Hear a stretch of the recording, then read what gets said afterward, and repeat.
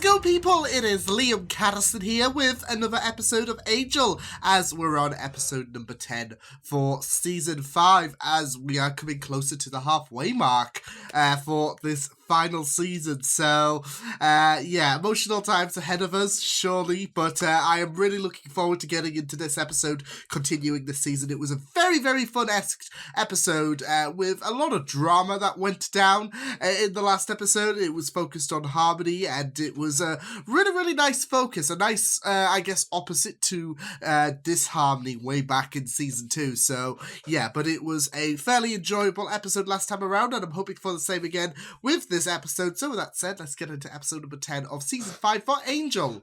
Let's go. Spike went out. Yeah. All a dream. But something that's obviously been bugging him. Any interesting mail lately? Who the bloody hell are you? This piece of shit. Of course he was there. Your new best friend. Well, what you are, what you want, and how fast I can snap your forearm before you answer. You can call me Doyle. It's not what I want.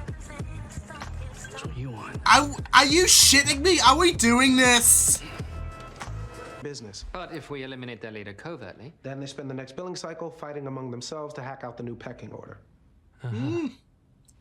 So are we doing this because it's right? Let them cause Or chaos because it's against cost-effective? themselves. Well, a little of both, actually. yes, I was gonna oddly, say once both, again both, we both. find ourselves in a bit of a grey Don't area. say that. Can we just get through Is he one wrong? damn day without saying that? Them, bringing you back. He's playing the victim I'm just card. a guy, a nobody, a drifter. I hate was you. minding my own business, and then one day, wham!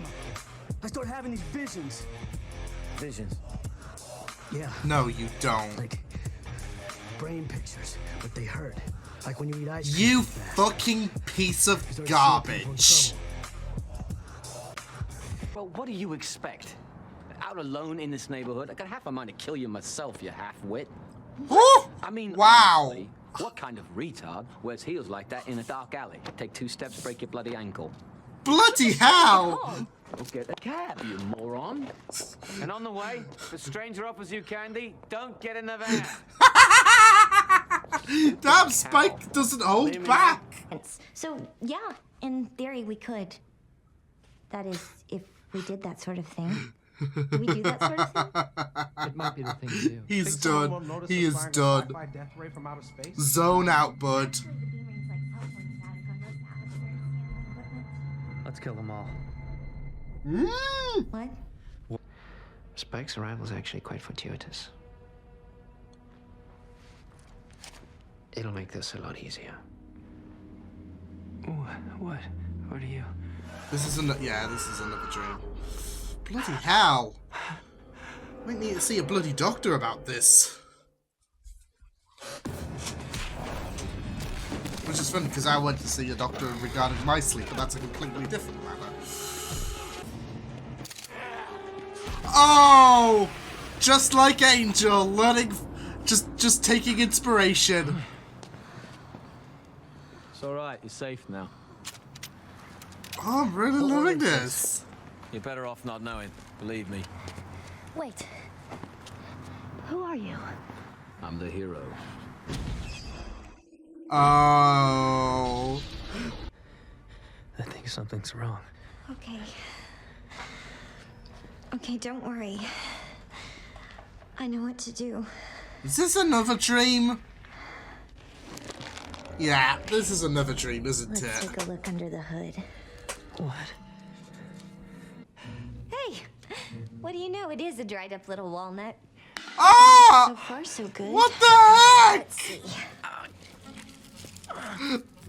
Oh my god! Ah! Oh! What? What? Hang on. Yo! What the? There's your soul. Ooh. We're gonna have to flush this. Thank you, Bear. Ah! What? Hello! I know this is a dream, but... Nothing. I can't seem to find anything wrong with you. Spartan existence.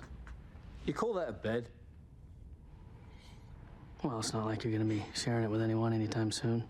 No, but the space! Like, come on! Starfish, it's, you know, very, very good. Oh my goodness. I thought we were going to. I can't be a marathon man with all your yammering.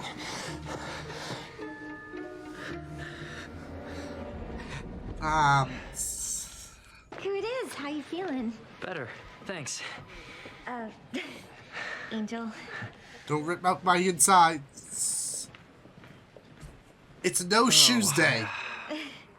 Always takes me a few days to get back in the swing of things myself. Go back to bed. Or at least go put some clean clothes on. You get a little something on your shirt there, babe. I was gonna say blood. Really does suck, this defeated atmosphere. What the fuck?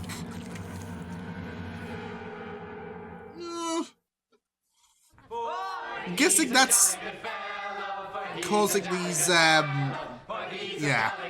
Spike, you single-handedly ended Armageddon and turned the world into a beautiful, happily ever after Candy Mountain place where all our dreams come true. Yeah, okay, this is pushing it too far. Oh my shit. It's the living end. And now, it's time for your reward. Yes, your reward. Wesley! Well, that's why you're getting one. You're human, Spike. You're alive. Ooh, I want to hear. Let's hear it for Spike. This is sad for Angel. I'm not gonna. Oh my god. This is sad for Angel. I told Angel, and I'll tell you, a place like that doesn't change. Not from the inside, not from the out. He's just so certain On it's there, always gonna be it the same changes you. ways, no Puts matter things what. in your head. Spins your compass needle around till you can't cross the street without tripping the proverbial old lady and stepping on her glasses. As our blonde crusader, are you buying into it? So far. I mean, he hasn't sewn a big red S on his chest yet, but he's getting there. She's setting. I mean, it would make sense with him focused on Spike. She's. Down. Pretty soon, Yeah. the partners are gonna start thinking they're backing the wrong horse. That little thing on him is Find all out her we're fixing doing. the race. Hey, That mean you're gonna give me what I want? Or are you gonna keep up the teasing all day? Oh my god.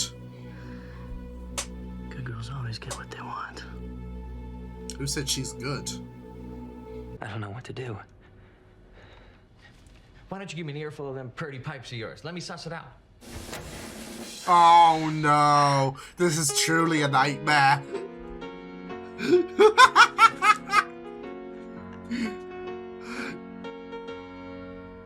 Come on. Come on. Sing out, Louise. Oh, maybe he can't. You're really suffering, aren't you?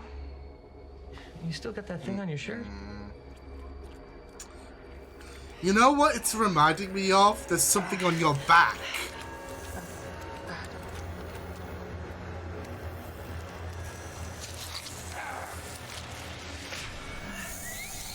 Squash it!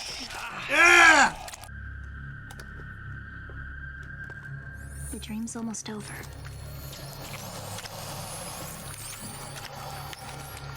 Yeah, there's always a mommy. There's always a mommy.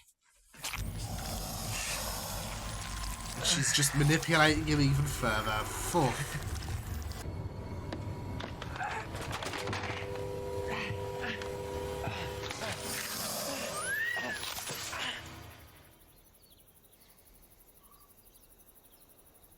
Wouldn't it be nice if... No, I'm sorry. This is Not finished. You are if you want to be. We'll be fine. This is Great, really... actually. No, this is really... All you have to do is stop caring. Just This is really fucked up. Good on Spike! Well, that'll be a bitch of a cleanup. Do that sometimes, after a long day. But you didn't change your earrings. Whoo! You were wearing those in my hallucination. You got haven't caught seen in you for 4K! I've worn them before. Hey, I can't be held responsible for how you dress me in your fantasies. You did change your clothes. You're looking for someone outside your little circle to blame.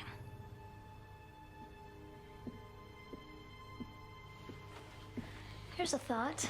Maybe you should try looking inward. Don't you dare! Unless you don't like what you see. It's another bullshit manipulative tactic. Telling Angel it could be someone. There could be an imposter among us. It's one final. It's one final fight, isn't it? So in terms of surviving, in terms of trying to throw Angel off by trying to manipulate him by saying it could be someone within your team. No. Take that bullshit and shove it. So it was a very, very interesting concept to focus with Angel, in conjunction with Spike's journey of being on this heroism, and how Lindsay is yanking his strings whilst Eva's taking care of Angel. But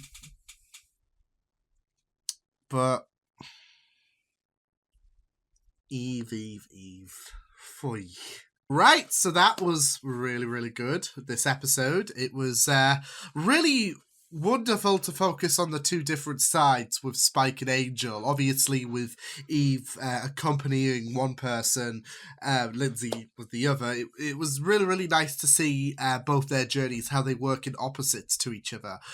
Because you have that worthless, that worthiness that Spike is carrying, and he is absorbing every bit of what he is doing as just some kind of splendor. As I guess he should, but I mean, it's on brand for Spike to just absorb all of this and be like, yes.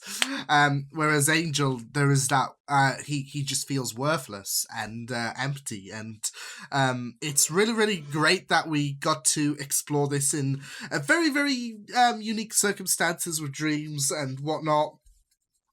And it is kind of sad, but it was also kind of funny at times, like especially with the bloody bear, especially with how they just incorporated Pinocchio, because but it is also very sad because of how this has created a big low self-esteem issue for Angel. I mean, we kind of saw how dejected he was at the end of episode 8, and we got to see a full exploitation of that dejection in this episode, to the point where he is having dreams where he is not only losing that ounce of humanity with all of his organs being pulled out, but also with the fact that his organs, etc., being pulled out, it creates that emptiness, that he's just completely empty. That's it. So, and I thought all of the dream sequences were done in very unique fashion in order to tell how Angel is feeling and how he just feels completely done. And the fact that he is trying his best. Like the dream where we had with Lorne, I think it was the final dream, really.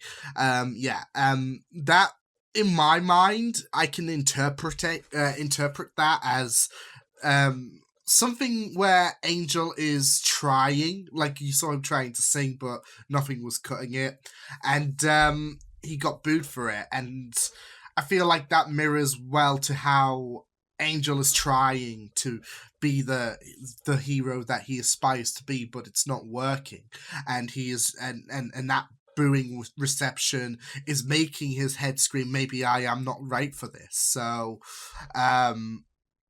and it is really, really sad. Like I am trying to think back to a certain quote in season 2. I think you all know which one I'm going to be talking about, because he is trying to do his best and it's not enough.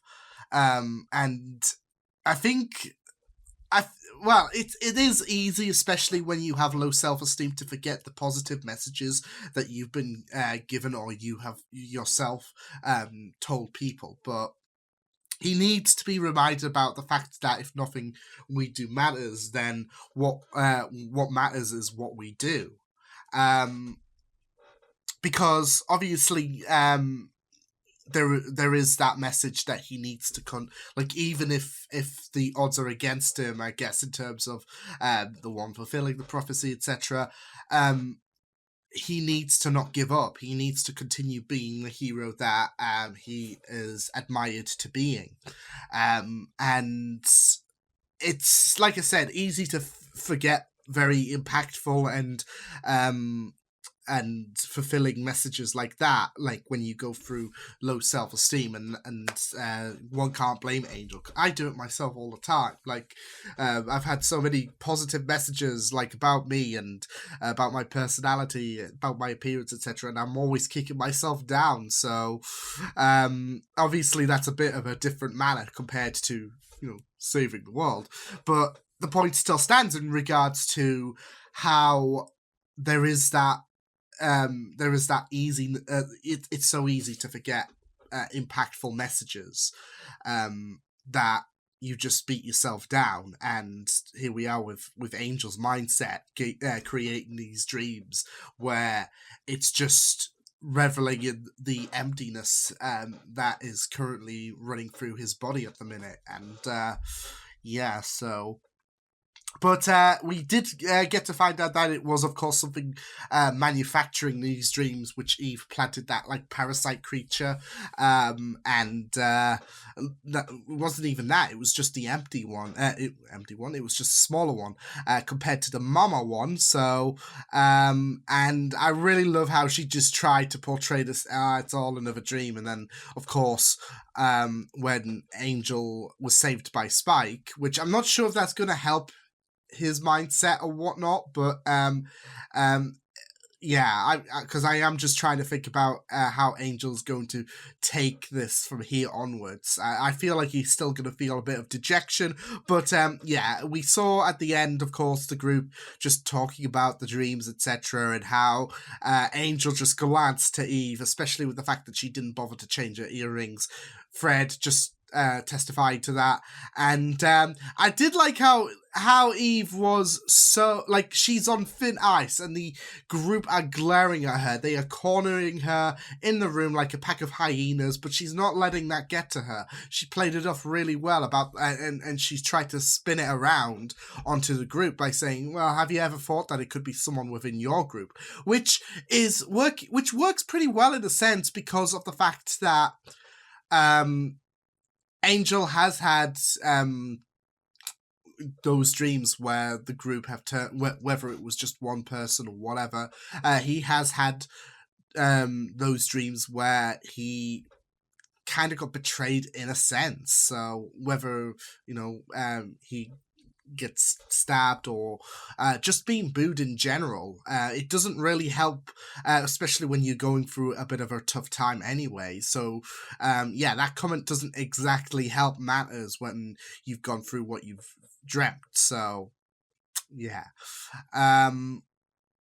but I really did like how we explored this episode with Angel, how he does feel like he has nothing to contribute in the world. And like I said, it's going back to that quote back in season 2 that needs a bit of a re-education for Angel. But like I said, it is very easy to slip on certain quotes that mean so much, especially when your mind is your worst enemy, and here we are. So I do want to say I felt like those parasite creatures that Eve planted on Angel, they kind of reminded me of the creatures in Doctor Who's Last Christmas, and funnily enough that did relate to dreams as well. So I don't know, it was just probably the colouring of them, and it just reminded me of Last Christmas for some reason. So if you have watched the episode, you'll know what I'm talking about. So I felt so bad for Angel. There were like I said, some very, very funny instances in regards to the dreams, but it does make you feel so bad for Angel, if anything. So there were funny instances, but ultimately his mind is taking a bit of a battering, especially in present day stuff, of course. And it's not exactly helping that the Shanshu prophecy is painting Spike in all of this glory, etc. After Angel even said himself that Spike ultimately won. So yeah, but speaking of Spike, yes, we had him confront Lindsay, who took the guise as Doyle. Yeah, I was unhappy with that one, Doyle. Not Doyle. Lindsay, I'm hurting now. Yeah. What a nerve. And here's the thing, though. I don't think Spike, he plays this to his advantage so well because he doesn't know about the visions, not just with Doyle, but Cordelia, I guess. So he can't say, hey, I know this shtick. So, yeah. And also, Doyle himself, I don't think he caught Doyle's name, because I know he was in episode 3 of season 1, but I don't think he caught his name, so Lindsay can play that to his advantage. Both the abilities and the name to his advantage. So him rocking up saying, hey, I'm Doyle, was just one way. Like that was an offensive blow. That was a low blow. So, but yeah, we had him, like I said, we had him in Spike's corner grooming him up. I feel like there is some kind of course, plan to shining up Spike as the right choice to the senior partners in regards to this is your champion, not this one. So they are obviously buttering up Spike in terms of being the champion, so you could put all your money on Spike, especially when the apocalypse does come. So yeah, but I am very, very curious about how the senior partners are going to take this. Not well.